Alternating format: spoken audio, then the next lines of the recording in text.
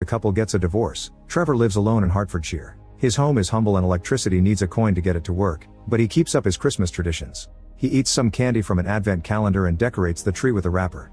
When Jess calls, Trevor has to go outside in the cold to get good reception. He says he can't wait for his family to come over for the holidays to show them around, but Jess interrupts him with big news. Her new boyfriend has a villa in Barbados, so she and Maddie will spend the holidays there. Jess' boyfriend is also offered to pay for Maddie's college, but Trevor tells her that won't be necessary because he can afford it.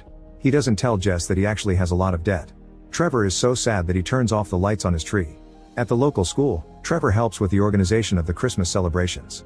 The principal calls him to her office so they can have a last toast, reminding him that this is his last day on the job. When she asks if he has another job lined up, he says no.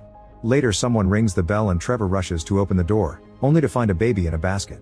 He shows the baby to a teacher, who explains that one of the mothers would let them use their child for the nativity scene.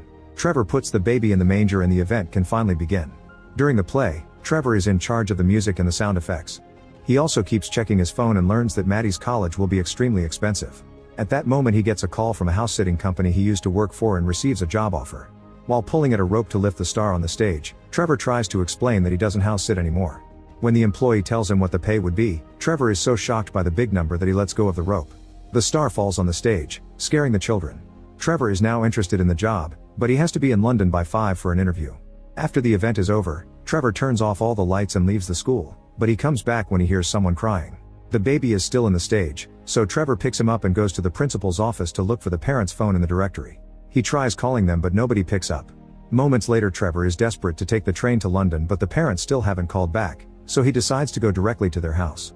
To his shock, the mother has her baby, and she explains she couldn't take her to the play because she's sick. This means the baby in the basket was abandoned at the school. Trevor calls the principal for help, but she's already leaving town so she tells him to solve the issue himself. Then he calls the police, who can only send someone in 3 to 4 hours. Since Trevor needs to leave, they advise him to try social services. He immediately calls social services and finally gets someone who agrees to pick up the baby. While waiting, Trevor packs his bag.